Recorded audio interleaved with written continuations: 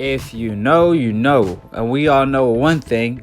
Boxing in the pros is almost like a different sport than boxing in the amateurs. So after Ramirez lost and Gonzales shocked the world for the second biggest upset of the year, I went to check out Shakur Stevenson's reaction on Twitter. And before the fight, he was actually on Ramirez's side, actually co-signing him, saying he's on a different level. He's going to be great in the pros. And then after the loss, obviously, a lot of fans was reaching out to Shakur Stevenson to let him know how they feel of Ramirez losing. Ford stated, "I know it's just his debut, but my man Shakur Stevenson will cook Ramirez. This ain't the amateurs. Welcome to the pros," basically. So a lot of fans was tweeting Shakur Stevenson to let him know that, hey, Shakur Stevenson is straight up knocking out Ramirez in the pros. Another guy stated that, "I love his story and I respect it. However, I don't want to hear no one say that they want to see Shakur Stevenson fight Ramirez because this ain't the amateurs. This is the pros," basically. So a lot of fans felt that way. I felt that way too. I mean, I wish Ramirez luck.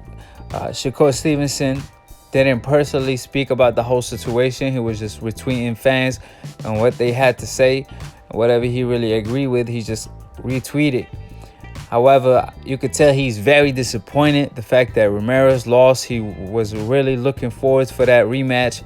And he wanted it to be a big fight. And he wanted to avenge his loss. But, you know, expect the unexpected in the sport of boxing. I mean, that's why it's the theater of the unexpected. Now, that being said, I did not see Ramirez lose to Gonzales, not in a million years. I mean, a guy with 2 gold medals, a guy that has so much potential, lose to a fighter who has only 4 wins with 2 losses and 2 draws. I mean, when I first heard the news on Dante Boxing Nation, I thought it was somebody else. I couldn't believe it. Then I click on the video, and I said to myself, he possibly was fighting a Salido in his first fight or something, because I just couldn't see it coming. And when I checked out Gonzales' record, I was very, very disappointed. I mean, I checked out Shakur Stevenson's Twitter before the fight, what he was thinking, and he even replied to the fan and told him that Ramirez will be a great pro. He has no doubt about it. And Shakur Stevenson, unlike a lot of fighters, he had high hopes for Ramirez because he wants the best version of Ramirez in the pros, so he could erase that loss that he received in the amateurs. However, I know he was very disappointed, possibly more disappointed than I, because he the fighter who lost to Ramirez. And in my books, he won that fight. I told y'all Ramirez was throwing a lot of punches, but he was missing a whole lot of punches too. I mean, in one sequence, my video's still up. When I told y'all Ramirez threw like 10 punches, missed nearly all of them. And Shakur Stevenson countered him in the process with 2 beautiful combinations. So who do you give that exchange to? Obviously Shakur Stevenson, but since in the amateurs they like fighters that throw more punches, Ramirez got the upper hand. And that's why Ramirez lost his first pro fight. That amateur system is still in him. You know, he got to learn how to sit down on his punches. He must stop all these bad habits of leaning back with his hands down. And more importantly, where was that jab? I mean, he was the taller fighter, the bigger fighter than Gonzales. He wasn't pumping the jab. That jab could have saved him the fight. And he wasn't throwing that jab and pumping it all night, which was a disappointment. And I'm just really disappointed in Ramirez because I expected way more. I mean, in Salido case, when he beat Lomachenko, Salido was already washed up. I don't care what nobody say. It ain't like Lomachenko lost to the best version of Salido. Salido was already considered washed up, losing to Mikey Garcia in a devastating fashion. He lost to Gamboa way before that, and he was already considered washed up then. He lost to Robert the Ghost Guerrero like a decade before that. He lost to Marquez even a decade before that. So The reason why a washed up version of Salido was able to beat Lomachenko, because it's a style Lomachenko haven't seen. You know, the Mexican style with head movement and not much skill, but it's a skill in their own way where he's not going to be pumping the jab all night. However, he's going to be banging the body all night. And it's hard to counter somebody like Salido for Lomachenko because of his style. Lomachenko likes to lean to the right and takes the angle. But Salido, what he will do, he will switch stands and throw a haymaker, like a left hook haymaker from a southpaw stand.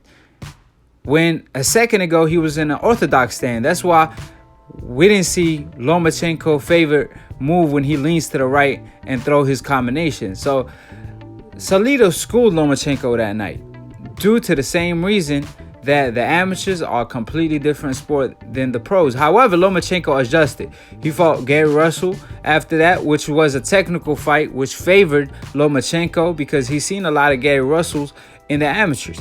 But after that, he learned from the Salido fight and made the right adjustments to fight in the pros. However, he haven't really fought a Salido since then, or that type of a fighter. But I believe that he's way better than he was then.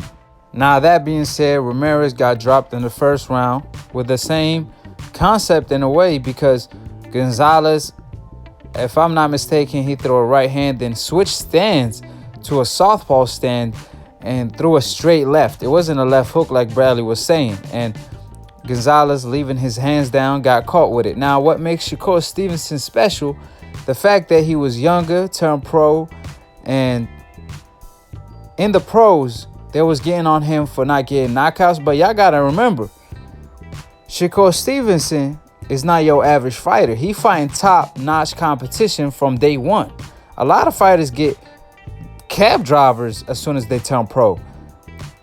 Shakur Stevenson, on the other hand, he had a tough schedule, you know, so it's harder for him to knock his opponents out because they have more experience and more fights and more wins than a lot of fighters that turn pro that fight bum fighters that have losing records all day. Shakur Stevenson hardly fought any fighter that had a losing record.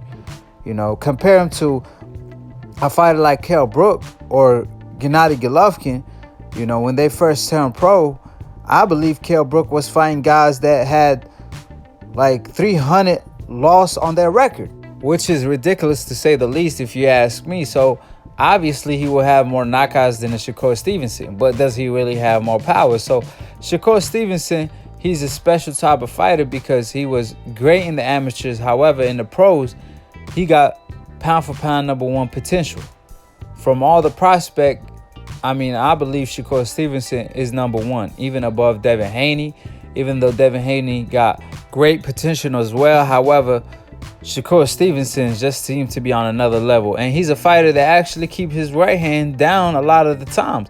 However, the difference between him and Ramirez is that his reflexes saves him. And is his style and the fact that he try to lure you in with his hands down. And he kind of used the shoulder roll in a southpaw position to counter.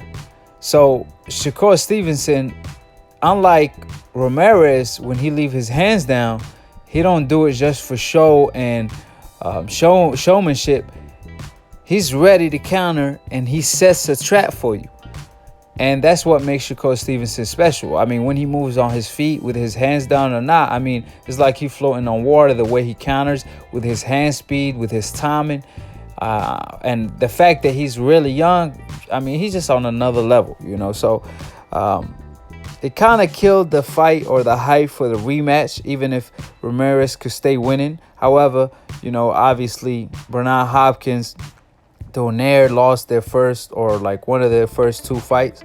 So you could always come back. However, just the fact that he lost to Gonzales, man, it's going to be hard for him to beat a Shakur Stevenson. And go back to my video where I told y'all when Shakur Stevenson lost to Ramirez in the amateurs that I thought he wanted to fight, and I believe in the pros, he will always get the better of him. The reason why is more rounds, so he will be able to read him and then counter him more so. Ramirez was just rushing him and throwing a lot of combinations where they weren't effective. However, Shakur Stevenson has more of a pro style than an amateur style. And I turned out to be a prophet. Most of what I was saying actually turned out to be true. However, I do feel bad for Shakur Stevenson for not being able to get his revenge and avenge his loss. But things happen for a reason. I mean, Floyd Mayweather got robbed in the Olympics, and it motivated him to be a better pro. Roy Jones, it ain't no bigger robbery than Roy Jones. And look what happened to him in the pros. He became a way better fighter. And, I mean, he was great in the amateurs as well. I mean, Roy Jones is the most gifted fighter of all time. But my point is, he was more motivated in the pros. Sometimes it could hurt you where, you're not as motivated anymore because they robbed you of your achievement. However, for Shakur Stevenson, I believe it made him a better fighter because a lot of his fans wanted him to win a gold medal. The fact that he lost a close decision where I thought he won, and a lot of people thought he won as well, like Floyd Mayweather and Andre Ward. It made him a better pro because now he got to prove himself and do more and accomplish way more things in the pros. So it counts more in the pros than the amateurs at the end of the day. So if you're a better pro, ask Floyd Mayweather. I mean, look at him. All the million he made. What's really better, a Floyd Mayweather or a Lomachenko? A guy with 2 medals or a guy with a bronze medal and all these achievements in the pro rankings? So it's a no-brainer, obviously. So like I always say, subscribe below if you're trying to get smarter by the minute. If you're trying to get dumber by the second, don't listen to these casual fans. Follow me on Instagram and YouTube at IKTV and click on the notification bell to get notified every time you go live and to be continued on the next episode of IKTV. Peace, and we outie.